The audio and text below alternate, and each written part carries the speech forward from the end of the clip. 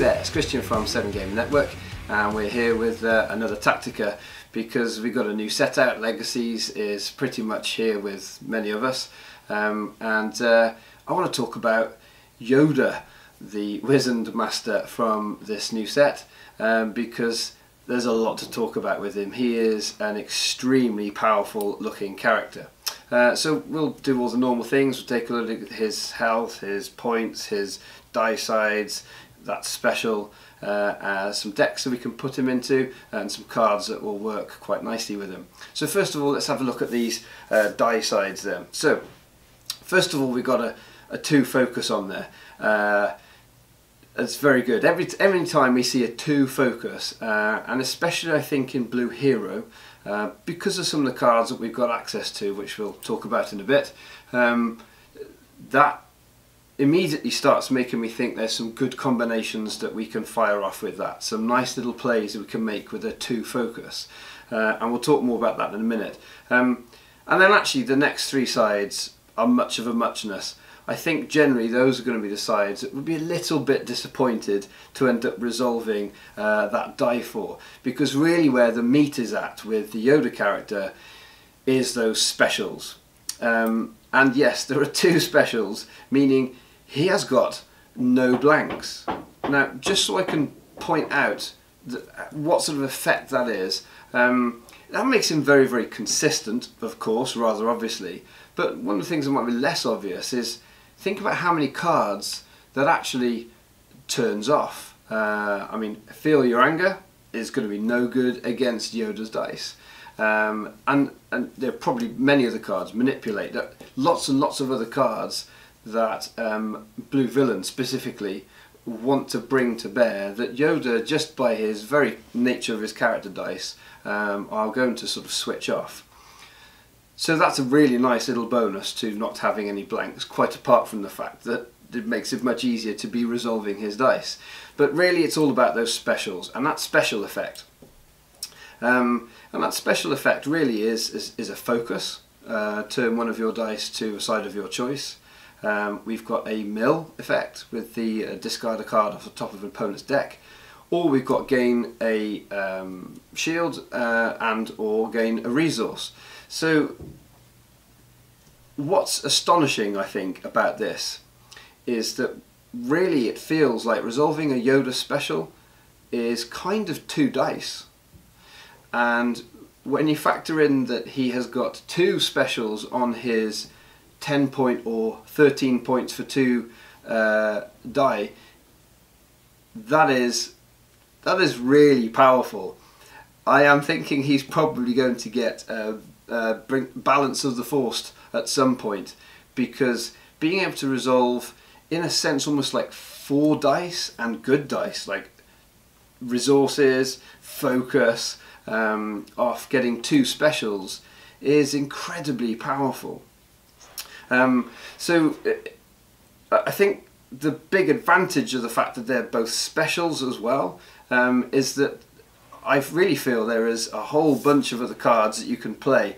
I would almost say there's 2 ways of playing with this Yoda character.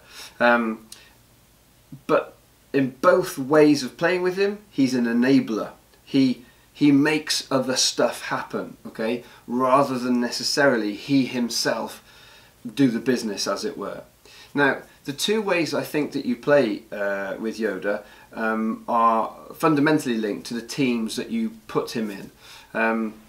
So I think the 2 ways you can use him are to try and make another character very consistent through turning their die using his specials to their maybe big melee sides, or using that focus to turn that character's dice to their melee sides, if you're looking at, say, a mono Blue Hero build.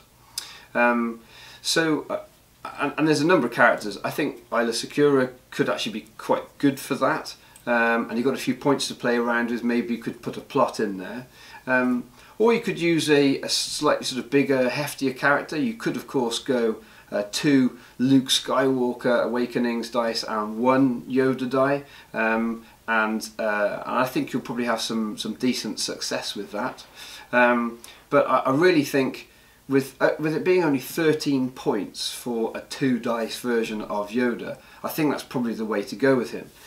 Now the other way that you could use him is, rather than turning another character's dice to their big damage sides, is you could use him to do a sort of specials chaining effect. And I really like this potential build. So you could be so characters that come to mind when we're thinking of other character dice that have got specials on is Padme would be really good. I've been playing quite a bit with a Yoda Padme build, so both elite, and just looking to really go after the discard and the mill, and it's been really strong. And the main reason is that because Yoda's special has within it a focus effect, it means of course that you can turn another die to showing a special and then resolve all of those. And to really show you the power of how that can work, I'm just going to actually go to the computer desktop here and actually show you on Tabletop Simulator what that can look like. Hey folks, so here we are at TTS, and so we've got Yoda out, we've got Padme out, we've got a couple of upgrades out here just so we can have a play with and just see the power of the kind of things that we can do with the ability to do all this sort of stuff with Yoda's dice. So let's just roll him out as an activation and start looking at what we can do with whatever rolls. Okay, so we've rolled into a special on Yoda, that's great. We've also already got a special on the Force Meditation. This, by the way, if you hadn't spotted, is a sort of a mill type deck. Now look, the cards that we've got in hand here, we've got an all-in, we've got My Ally is the Force. So if we were to maybe on the next action roll out Padme, and let's see what we roll here. If we roll loads of specials, it doesn't look quite so good, but okay, so this is where it starts to look pretty exciting. Now at this stage, I mean, you could actually use all in if you hadn't drawn your My Ally is the Force, and you'd still get a very similar effect, but I'll resolve it as if I'm doing My Ally is the Force first. So this is probably how I would resolve this one. So I'd pay my 2, I'd be playing out My Ally is the Force, and I'm going to resolve one of my blue dice without removing it from a pool. So I'm going to pick this one, so I'm going to get a resource, and I'm going to turn this Yoda die to its special as well. Okay, now I get the ambush action, and as my ambush action I'm going to state that I'm going to resolve my specials. So I'll resolve this one first. I will, let's say, get a resource, and let's turn Padme's die to a special. Then I'm going to, you can see where this is going now, I'm going to resolve this one. Let's get another resource, and let's turn Padme's die to a special. Now I'm going to resolve this, that's milling 2. Then I'm going to resolve this, heal some damage off Padme. Then I'm going to resolve this and this with the extra, and that's another 4 off the top of an opponent's deck. So from a fairly innocuous looking sort of rollout there, we milled 6, we turned a bunch of dice to sides that we wanted and got them done, and of course not only that, we actually made the money back from playing the My Ally is the Force, which costs 2, and we actually ended up with 1 extra because of the sort of dual use power that Yoda's special is. And we had a couple of dice that we could also use to help sort of start the chain off, and this is where where all in can come into play, because if you don't roll a special on Yoda's dice to start with, but you are rolling out, you've got Padme's 2 dice with her focuses on. I mean, you actually saw we did roll out the focus when we did the initial rollout. You've also got, a special on the data pad. The special on this R2 is draw a card. You may turn one of your dice to any side. And as long as we've got, of course, one of these in, a focus, all that, then playing something like an all-in means that it doesn't matter what we've rolled out on our Yoda dice, we can start the chain off, because let's say we roll a double disrupt like that. I mean, if this is our rollout, you know, we've got one resource, we play our all-in, and we resolve them in any order we like. So let's go for, I think probably resolve that one first, turn it to a 5, and of course we'll turn it to a special, and we'll draw a card. And then we could start being able to do the chain. You can see, I mean, it's off. We could do this one next. We could turn Yoda's dice to that special, then this special, and so on and so forth, and be turning that into the special and gaining a resource. We could turn, do this one, we could turn this, and you can see how it's chaining it through. So it's really cheeky, because it feels like you're able to combine a whole load of effects that are really just coming off the fact that it's a special and that Yoda can pretty much fix it, or you know, in a build like this, and there are other builds as well, of course, that you can do this with.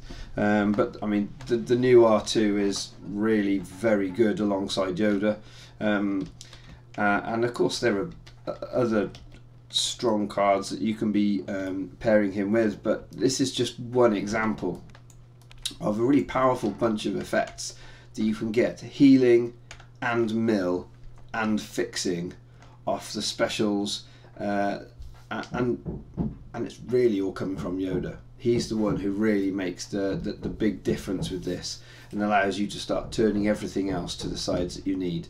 Yeah, so there's just a quick little example of how powerful Yoda can be, especially when in conjunction with the right cards. Okay, so there you have it. You've seen quite a bit of the power of Yoda there, in terms of him being able to do this sort of chaining specials type effect. It becomes very difficult to deal with, because it's almost a form of action cheating when he's turning 2, 3, 4 dice to their specials and then helping you to resolve a massive bunch of dice all in one go. In terms of playing against Yoda, he's a really awkward character. Like so many times when you have an enabling character, it always feels a bit rubbish to go after them. You know, we're thinking in previous decks and metas, you may be an Akbar in, say, maybe a Luke Akbar or a Jin Akbar. You know, going for Akbar always felt a bit rubbish when you want to be going for that main character.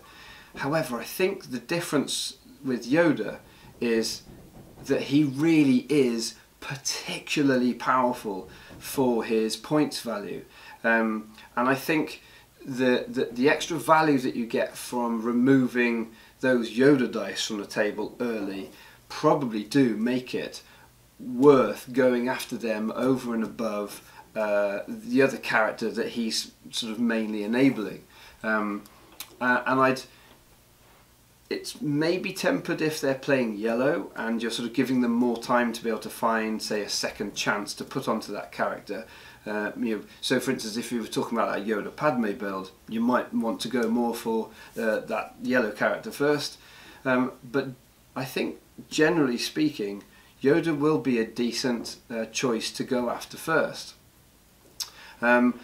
So much of this is going to come down to the deck you're playing, of course, and the meta, exactly what's happening, what characters are typically being paired with him. But I think probably more than ever we're seeing an enabling support type character who can very realistically be targeted first, and you'll get good value out of that decision. So there's Yoda. I think he is a little bit over the curve. He is almost too good, really, for his points, and so I think it's probably going to have a big impact on the meta over the next couple of months. I think we'll see, we're in regionals season at the moment, at the start of 2018, and you'll probably see many builds as people are getting their hands on Yoda, using Yoda. He's probably going to be the most sought after legendary of the set, I would imagine, because so many people will want to use him, and he's good in so many decks.